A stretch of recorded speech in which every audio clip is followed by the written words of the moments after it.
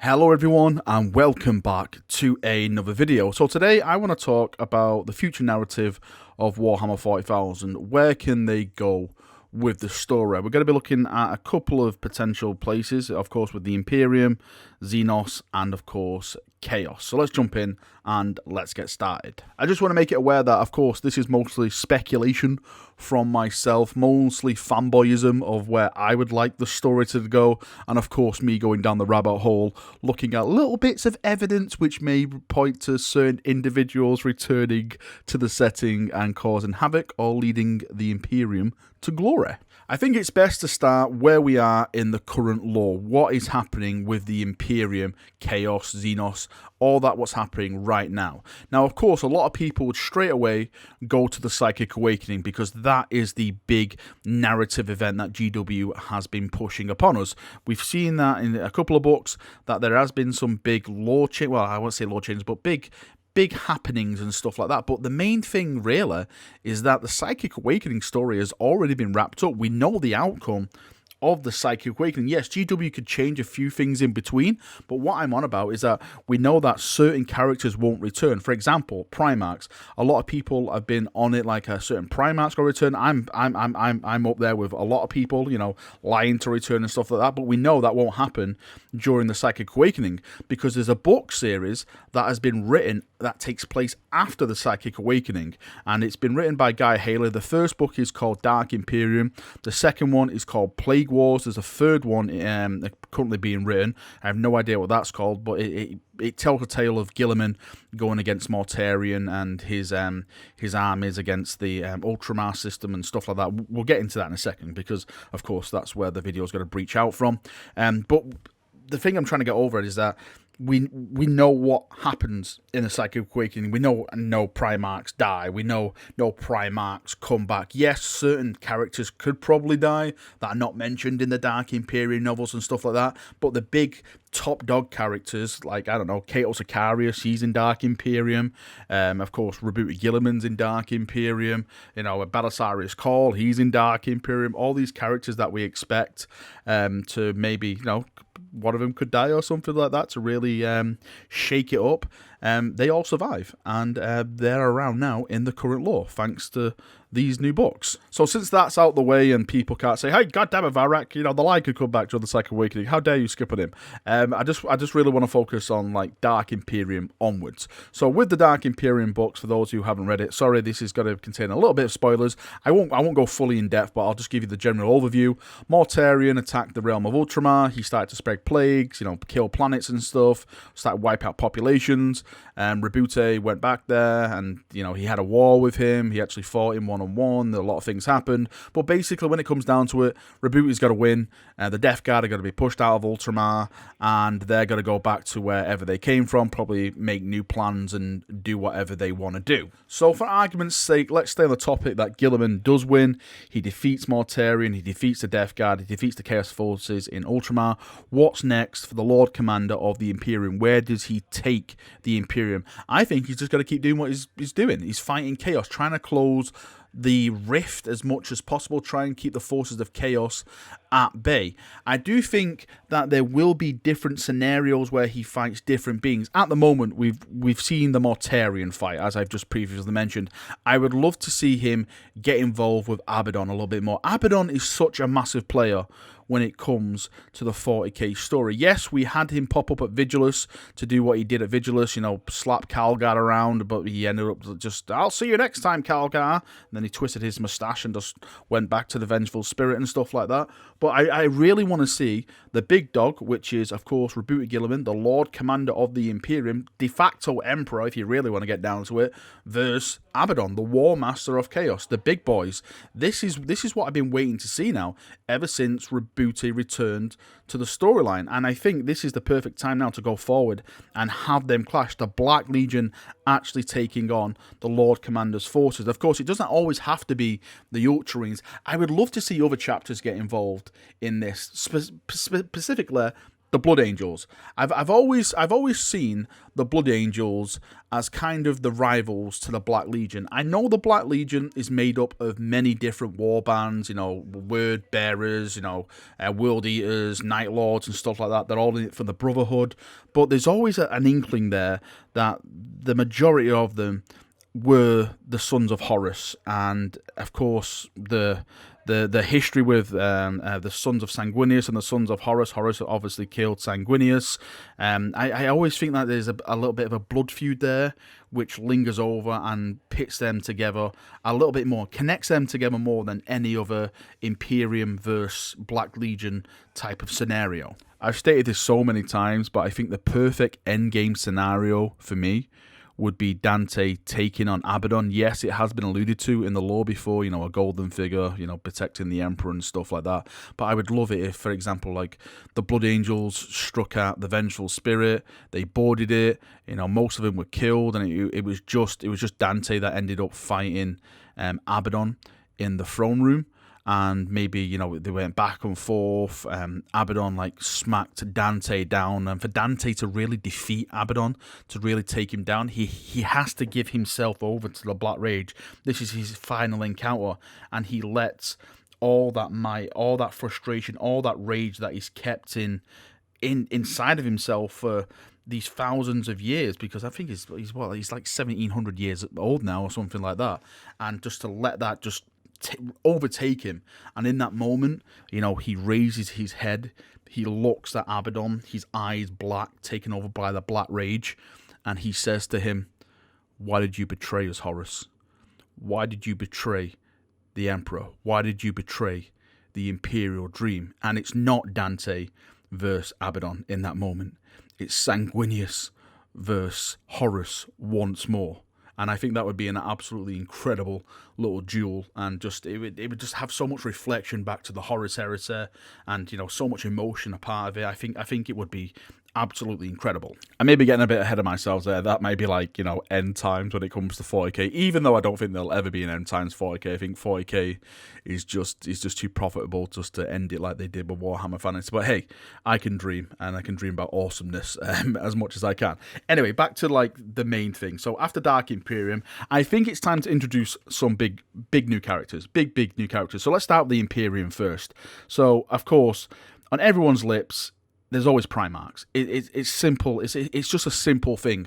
Primarchs equals amazing source. It's as simple as that. It's one of the most simple calculations you can ever make. When a Primarchs comes back, there's so much hype about it. Mainly just from me, but you have so many options: the Lion, Jagatai Khan, Rogol Dawn, Korax, Vulcan, Leman Russ, all these bloody Primarchs you can break out. I'm not going to go into a full video on which one is going to come back and why they should come back, because I'll be here all bloody day.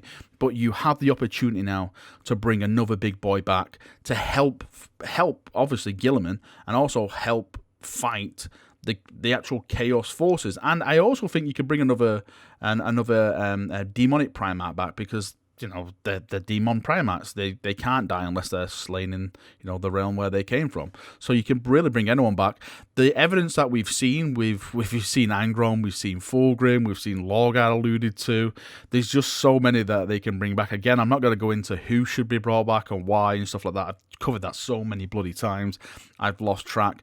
But it's there now. It's there for them to bring another big character like that. And of course, when you do bring a big character like that, you also bring the forces that they're used to command with them. So for example, if Lorgar came, then you can have a massive word bearer incursion and stuff. And if let's say Perturabo came, the Iron Warriors could come out and stuff like that and fail like they always do.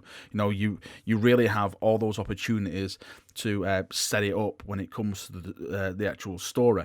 Of course, one of the big things which was mentioned at the start of 8th edition, and I think it may be explored in the potential 9th edition, because there is rumours of 9th edition on the horizon, is of course the Dark Angels and the Fallen. We all know that Luthor has escaped the Rock. We know that in the north of the Imperium, where it's basically no man's land, it's hard to warp travel, the Fallen are gathering in Legion strength under an unknown figure. The unknown figure could be Luthor, it could be Cypher, we don't really know, but there's potential there now on doing something with that. And again, you could include the Lion into that if he came back. Maybe that's where he went to. He started to go to the north and start crusading to try and bring the planets back into imperial rule and purge whatever. Yes, that could be one of the options, but I really think they've been hinting on that for a long time now, and I think that is probably one of the strongest storylines where they can take it, because it's such a devastating place in the north. There's just no law. It's just impossible to rule it like you can do in the south, which is, still has a strong connection to the Astronomicon and stuff like that. You can travel with ease. Of course, there's still a lot of danger, but it's more easy to do than it is in the north. It also has the potential of opening two story fronts on two different sides, because that could potentially be a chaos story as well, and also it could potentially be a loyalist story. We know that the Dark Angels are loyalists, and they're also heretics as well.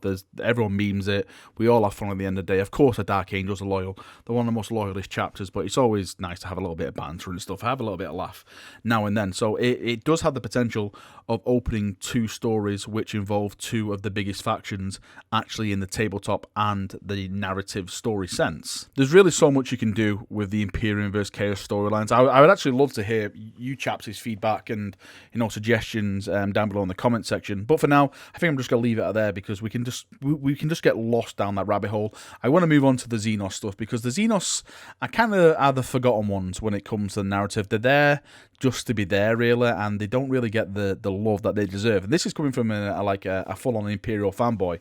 You've got the Orks, you've got the Necrons, which are getting a lot of mention now, of course, the Tyranids, the Eldar, and the Dark Eldar. I would actually say that they've got a bit of love. The Psychic Awakening stuff did bulk them up a bit, the Gathering Storm and stuff like that, when Gilliman came back. It did put a bit of attention to the Eldar, but my mainly focus I want to talk about is the Orks and the Necrons in this video. So let's start with the Orks, because the Orks are my favourite Xenos race. I just absolutely love them. Now, there's only really one story scenario I can see being the big next narrative thing for the Orks, and that is, of course, Gazskul conquering and just ripping apart the Imperium, just butchering anything he comes across. If you've been following the lore where it is at the moment, he commands like the biggest fleet of ships that has ever been known to the Imperium, which is kind of bizarre, because if you compare it to the Beast Arises, the Beast Arises was just massive on scale. I'm wondering, because the records of the Beast were more or less purged away, are they comparing it not to the Beast and maybe to something else? Because I think the Beast Arises was a complete different scale. Like, Terror was like on the brink of actually being wrecked and ripped apart if the Orks didn't send diplomats down. Yes, you heard that right. If the Orks didn't send diplomats down, it was absolute madness. So I'm wondering if they're comparing it to something else and really not comparing it to the Beast Arises series. But anyway, Gazskul deserves his moment in the limelight, and I personally think he deserves to go back to Armageddon. I personally think that he deserves to conquer Armageddon. I think Armageddon should go back to the Orks. For those of you who are not aware, Armageddon is Ullanor. Ullanor is the homeworld of the Orks. That is what people theorize that draws them towards that planet. That's why they want to go there. That's why they want to conquer it, because there's such like a kind of psychic war connection to that planet with that race, that they're constantly drawn back there, and that's what they just want it. It's their terror. So hopefully Gazskul does finally go there. He does finally crush the Imperial strongholds. Maybe Yarrick is dead or dies in the defense or something like that, goes out like a badass or something, and the Orks can basically set up their home base, let's say, and start building like a little mini empire again. I would love something like that for the Orks, to give him a kind of a stronghold in the galaxy, which is their like bit of space. I know like they're more or less spread out around space at the moment, and they just conquer and kill everything they go for. But I would like them to have that home little base where that is where the Orks rule from. And of course, Gazskul himself, there's been a lot of talk about him going to the whole ascension of a Primarch. I would absolutely love Gazskul to go Primarch. I know there's a lot of people that dislike that. Of course, everyone's entitled to their opinion. I think it'd be cool, because I just want to see this massive, huge monstrosity of a greenskin so big and terrifying that he just, I think the last beast was like a size of like a hat block or something, if I remember correctly. That's how massive it was. It's just mind-boggling on just how big and bulky and monstrous these things get, because they are like the peak of evolution. This is it. This is the peak of killing. It's just bred for one thing: killing. That's it.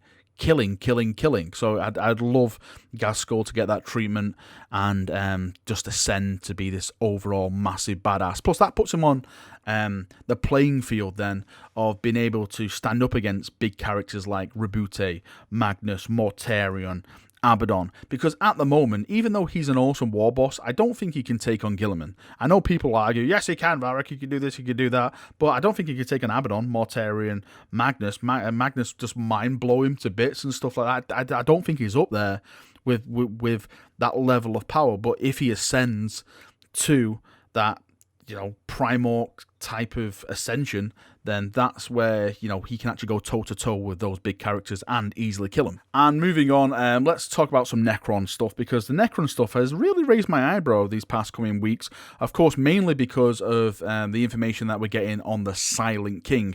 I personally think they are pushing a lot of narrative on his side. For those of you who are not aware, I made a video the other day, if you're watching this video today, well, I say today, today is the 17th of the day of making this video, but on the 16th, I put out a video the other day, and there was an article in this month's White Dwarf, January's White Dwarf, about the potential of the Silent King making a Xenos race, which kind of hinted at it was the Tyranids, and he just let them nom on galaxies, and then the Pharos happened, and their gaze was turned to our galaxy, and it seems like his own creation is turned upon his galaxy now, and he's doing everything in his power to try and kind of stop it and stuff. I know it seems a bit odd, maybe it's not really that, but that's what it alluded to, and a lot of people are losing their minds. No, this is terrible. No, this, yes, again, I'll state it, I don't like that idea. I just wish the Tyranids were something different, and hopefully the Silent King made another type of Xenos race, and they'll probably never come into it, or if they do come into it, then it'd be kind of cool how they do it. But please, no Tyranids. Anyway, let's just leave the Tyranid stuff out of it at the moment. Anyway, the Silent King coming back is a massive thing for the Necrons. Absolutely massive. It's like a Primarch returning. Actually, I think it's bigger than a Primarch returning, but it's kind of like the Emperor returning in my mind, because that is how much of an intellect, that is how much of a powerhouse, how much of an aura really this person has. Yes, there's probably some Necron people out there who just don't like the Silent King, or probably not with his dynasty, let's say, for example, but the potential power that he has, the potential knowledge that he has, and the weapon rare and whatever he can unleash upon the galaxy could be devastating. Like, I personally think Necrons are the only ones that could save the galaxy from chaos, and the Silent King is probably going to be a big major player in that whole scenario. Of course, teaming up with the Imperium, a means to an end. Let's say, let's work together for now, let's defeat our common enemy. I'll teach you some things that you can use to push them back, to stop warp, just to linger it and just get it out there and stuff like that. So I definitely see some crossover stories of him, and him getting involved in the story a lot more. I have been told of a couple of people, but I haven't actually read the stories, so I can't really go into details, that he actually met Sanguinius during the Horus Heresy, and also he had a conversation with Dante as well. So that could be some kind of implications that maybe the Blood Angels and the Necrons could work together, and Dante and the Silent King meet up, number 2. Electric Boogaloo, let's do this again kind of scenario, which could be kind of cool. I wouldn't say no to that. I'd like to see a lot more Necron stuff aimed at chaos, and their whole perception of how they defeated it last time, and how they can control it, and what they plan to do. Of course, the Tyranid factor comes into that as well, because with the Silent King, with the Tyranids, The Tyranids are all about eating all the kind of biomass they can, and of course the Silent King wants to save the biomass because he's trying to bring his race back from where it is at the moment. So if the Tyranids get their own way, then there's going to be nothing left. So it's kind of a split between putting his resources between fighting Chaos, which is massively, and fighting Tyranids, which is a massive threat as well. Alright, Chaperoonios, I'm going to call the video there because I've gone past like 15 minutes now. I have no idea. I have to edit all this down and stuff like that. It's probably going to be like a 20-minute video or something mad like that. So yeah, I don't want to ramble on for too long. I just want to give a couple of thoughts, a couple of directions on where I would like the narrative to go and stuff like that. Of course, as always, I would want your feedback in the comment section. Where would you like the narrative to go for a certain race? For example, if you're a Necron player, where would you like the Necron stuff to go? For the Imperium, where would you like the Imperium stuff to go? Characters to come back, characters to die. Same with Chaos, Eldar, all that kind of stuff. Post it below and we can have a nice little conversation about it down there as always. Thank you for coming. Thank you for watching. Have a great day and bye-bye.